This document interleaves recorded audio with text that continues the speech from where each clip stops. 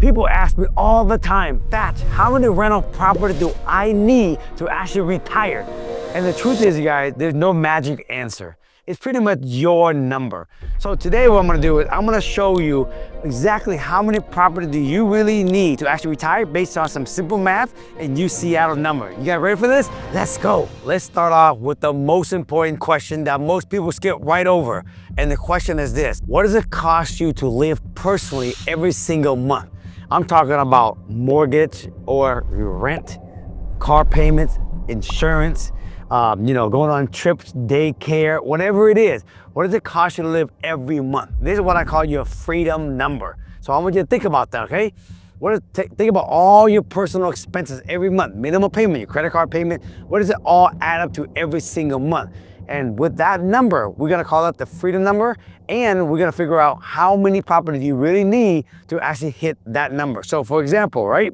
If you say, Thach, my freedom number cost me is $5,000 a month, then I'm gonna show you here basically is how we're gonna run the math and figure out how many property you need, right? To actually replace those personal expenses, all right? Let's do some calculations, some simple math, use the Seattle number so I can show you exactly what it takes to actually be out of the rat race to hit your freedom number in the Seattle market. Now, just take these numbers and then use it for your own self in your area, okay? Now, just to give you a little background, in Seattle, the average income is about probably close to 80 grand, okay? Now, that's the average. There's a lot more people that make a lot more than that. There's some that make less than that, but the average 80 grand. So, let's say my freedom number is 20 grand a month. I wanna have $20,000 a month in passive income every month when I'm sleeping, right? To basically, pay for all my expenses and some in my pocket. So let's say my expenses every month is, $12,000. So my freedom number is, I wanna get to 12,000, I'm gonna add a little more to that, call it 20 grand. So that way, if I bring in 20 grand a month in passive income, I'm gonna cover all my expenses, just call it 12,000. Even if I hit 15, right? I get the rest of it to be basically, I call it extra money coming to my pocket. So I'm gonna do $20,000 freedom number, okay? But remember, if your expenses is 12,000, you don't really need 20. You can do 15 and you're good. I'm just gonna add a little more to it. You can do that, you don't have to do that. So let's say mine is $20,000 a month. Now, I own these properties.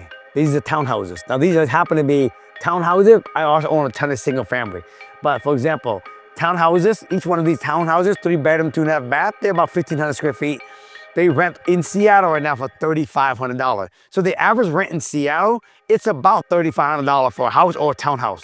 So you figure if the average rent's $3,500 in my area, I'm talking about housing, not apartment building, okay? Apartment building units are going for about probably $1,500 a month. Well, I'm using houses, use houses, you guys, okay? $3,500 a month divided by 20,000, I'm gonna need about probably, let's call it 6 rental property. So I need to basically focus off buying 6 property and then get them paid off. Now, I'm gonna talk a little bit more here in a minute. There's 2 phases of buying real estate. Phase 1 I call accumulation. You just accumulate the number of doors first. Then after you get done with that, you stop. Then you start to do what I call phase 2, called the payoff stage. So for now, all I need to focus on is how do I get to buying 6 property so I can get to 20,000 a month in gross rent. So let's talk about the step-by-step freedom plan on how to get to 6 property. So there's gonna be 4 steps I'm gonna walk you through. The first step is this: whatever you do for a living to make active income, I want you to still focus on keeping that so you can use that, earn income or active income so you can actually qualify to get a loan so you can buy real estate. Eventually, when you have enough cash flow, right, more than your expenses, you can choose and then start to taper off on your active income and you can start actually retire from that if you choose to. But at the beginning, when you're in the accumulation mode, you still want to keep your job so you can actually have qualified income so you can actually get a loan to buy and accumulate the door. So whatever you do for a living, okay? You work 9 to 5, you're a business owner, whatever it is, keep your job because we need that job to qualify for a loan to buy real estate. Step 2, buy 1 or 2 rental property a year if possible. So there's many ways on how to do this, okay? If you don't own a property, the first thing is you can use basically what I call FHA loan. FHA loans say you could actually put out a minimum of 3.5%, okay? So again, if you don't own a house, use that first, right? Now you can basically buy a house and you can also have a house with a basement. or you can buy a duplex up to a fourplex, and you can actually use 3.5% down. You can live in one of the unit, rent the basement out, or live in one of the unit and rent the other 3 units out. That way you can actually have, on a house, you can actually have, live upstairs, you can rent the basement and offset your mortgage. Or you live in a fourplex, you live in one, and you can rent the other 3 out, and those 3 units probably will help you pay for most of the mortgage or all of it. So you can live for free. That way you can actually save money and build equity with very little money, and that way you'll be ready to go again. Now, when you house hack, right, live in the property, FHA, you actually only can buy and use FHA and house hack once a year. So if you actually buy a house and get 3 more units, like a fourplex, these rent right here could easily add up quickly to your $20,000 also, even though they might not be $3,500, but it can also add up, okay? So that's one way of doing it. If you are a veteran, you don't even actually have to put no money down. You can actually buy your first property with no money down. And once you get moved in, right, you can look at a year later, you can use your VA again to buy again, right? That's another way to do it. Now, a lot of my Springboard students, what they do is they do what they call the BRRRR strategy. So since they don't own a house yet, what they do is they go buy a house that needs a lot of work, like a house with a basement, for example, okay? And since a house needs a lot of work, they buy it at a cheaper price.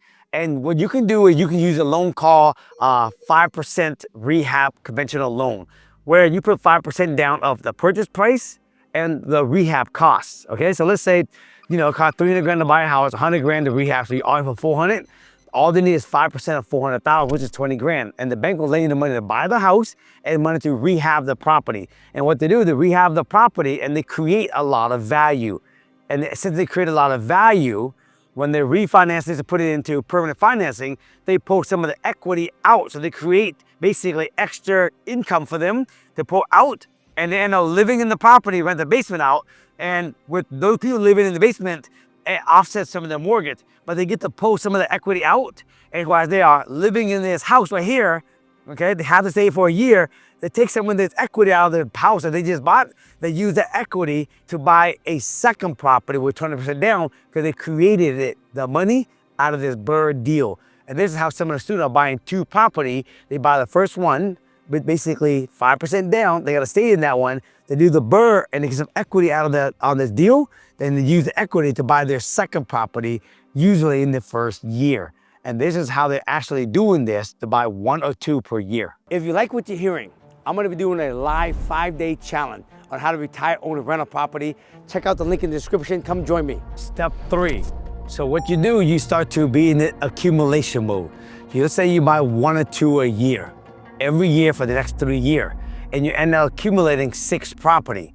Once you get to 6 property, like for example, for me, six property, right? Average 3,500, I hit my $20,000 in gross rent. So what I'm gonna do now is I'm gonna put a pause on buying more property. Not saying I'm not gonna buy any more in the future. I'm gonna put a pause for a minute and not buy any more because I wanna start transitioning from basically accumulation phase into start doing payoff stage. So once you get to the number of doors you need, okay, your gross rent, then stop for a minute, pause, stop buying. So you don't need to buy no more. Just maintain it, keep it rented. And I'm gonna show you now in step 4, what you wanna do is start paying them off. So step 4, I call the payoff stage. We're gonna use this method called the snowball effect. So let's say I have 6 property, it's all rental, okay? What you wanna do is you wanna actually start focusing on paying off the first property. Usually the one with the lowest mortgage. Obviously, the first property will probably have the lowest mortgage, right? What you wanna do is you start to pay the lowest mortgage first. So what you do is, let's say each property, for example, this property is not paid off yet, okay? Because these are new property I just built. So I rented for $3,500. My mortgage is about $3 grand. So I make about $500 per door, okay? So any cash flow that I get out of the, let's say there's 6 property, let's say I get $500 to each property. I'm gonna take all the cash flow from these property and the money I would have been buying more property, I wouldn't start buying anymore. I use that money and all the cash flow from all 6 of these properties, called $500 each, for example, I'm gonna start taking those money, I'm gonna start dumping it down on the first property, okay? Now, I wanna show you guys something. Let's say a mortgage $3 grand. Did you know that if you pay an extra $3,000 a year the extra 3 grand, once a year you pay extra $3,000 towards principal only, you will shave off 7.5 years. Now imagine if you actually pay off, you know, $3,000 twice in a year, it will shave off like literally over 15 years. If you do it once a quarter, you shave off like 22 years of your 30-year mortgage. So imagine now you take the money you would have been making, buy more property, don't buy more property, take that money and all the cash flow from these units, and you dump it down on this principal every single month. If you do that, a small snowball effect, you can have this property paid off in probably in a few years. Once this is paid off, you take all the cash flow from this and all the cash flow from these other 5 and the money you'll be making, right? Pay out the second property. Then you do it to the 3rd property, the 4th property, and the 5th property, the 6th property. Now you're all paid off. You get 20 grand a month in passive income. Now you are out of the rat race. Once you are out of the rat race, I call these property your home base. You never want to mess with them. Leave them alone. Don't put no mortgage on them. Now, if you want to actually now start to scale again, then start over like how you did it for the first time. Now, go out there and start buying more property again, how you did it the first time when you started. Make the money you're making, buy 1 or 2 a year, and you scale. And in the second phase, you don't have to pay off at 20,000. You can just keep scaling, and then basically it'll pay out by itself for the tenant to do it. But if you want to pay it down faster, you could dump extra payment to 1 property, right, every year, and then get that one paid out faster and let the rest just ride. Here's a side note, okay? Someone might say that $500 a month in passive income for every property, it ain't life-changing. Yes, but I want you to understand something. We are in the accumulation mode. We are accumulating the number of doors, and I still want you to keep your 9-to-5 job, remember, right? And then we are going to start using the payoff phases, where you're gonna see more cash flow then. But here's the thing I want you to consider on a side note, okay? Even though you might not get a lot of cash flow, you're not doing this at the beginning to replace your job right away. You're doing this for the biggest reason, which is the tax benefit. People don't realize, if you're out there, you are working 9-to-5 or you own a business, right? If you don't have any kind of thing you can write off, you're paying Uncle Sam, depending on your income, anywhere between 30 to 50% in taxes. All right, so for me, I'm in the high bracket. So I pay 50%, basically everything I make. For every dollar I make, I pay 50 cents Uncle Sam. So I need to buy a lot of real estate to actually have write-off, so I can actually offset it, so I can pay little to no taxes at all every single year. So the tax write-off, right, is huge, okay? Especially now, right? If you are in real estate, you know that the Trump administration, they just approved the 100% bonus depreciation. So if you don't know anything about that, Google that, you find out, because anyone who's an investor, they are celebrating now because that is now back to 100% again, which is a game changer for investor, okay? Now, also, you get the write-off for taxes, you get to write off all the depreciation of the property, you're paying less taxes. When you pay less taxes, isn't that extra money in your pocket? You can say that's another form of cash flow, okay? Also, another thing I want to add is this.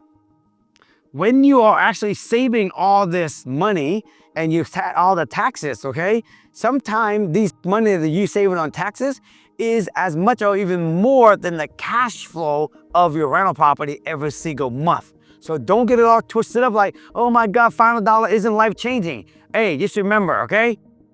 The tax write-off is as good or more than basically the cash flow. And then on top of that, it's the compound appreciation effect. Compound appreciation is the 8th one of the world. This property today is worth about $800,000. In Seattle, based on history, it doubles every 10 years. 10 years from now, this probably worth 1.6. Let me ask you a question. 10 years from now, where would you ever be able to save $800,000 basically working a 9-to-5 or even owning a company, right? If you're making good money, even $1 million a year, you won't be able to save enough money to actually have an extra 800 grand in equity or net worth in 10 years. Now, imagine 10 years from now, after that, 1.6 go to 3.2. It compound and compound. The reason why I have $100 million worth of real estate today is because of compound appreciation. That's the key thing you understand. compound rate is building your net worth. If you ever need money, you can always refi and get money out of it to actually have money to live and pay and buy other things. You don't need 100 damn property. You don't need thousands of property to really actually be free from your life. Folks, all the people on the panel, right, when you all go to a seminar, oh, I got 500 doors, I got 1,000 doors. Folks, I'm gonna tell you right now, you don't need that many damn doors. What you need to figure out is how many doors do you really need to actually hit your freedom number. And I'm telling you right now, most people, right, if they have 5 to 10 property bought and paid off, and they're debt free, they are living life good, folks, good. So again, in Seattle, if I had 6 property at $3,500, that's a month, that's like basically 20 grand a month. But let's say I'm dreaming big. If I had 10 property free and clear at $3,500, that's $35,000 a month for life, and I'm debt free, man, I'm living good, folks. So again, figure out what's your freedom number, work backwards to the number of doors you need. Once you hit that, get that out of the way, now you're out of the rat race, you're working because you want to work, not because you have to work. And if you want to scale, because you want to just scale for the sake of it, and you want to have fun of buying property, you do it because you want to, not because you have to. So remember, folks, if you ain't clear on your own goal, you always get sold by someone else's goal. All right, so do me a favor, comment in the comment, what is your freedom number, all right? I want to love to hear it. I want to check it out. I want to see it. I want to give you guys some thoughts and comment about it, all right? So that is the wrap, everybody. If you guys like this video, give me a thumbs up. All right, if you haven't subscribed to the channel, hit that subscribe button for me, baby. We want to hit 1 million subscribers before the year is up, all right? Please share this video to all your friends and family, all right?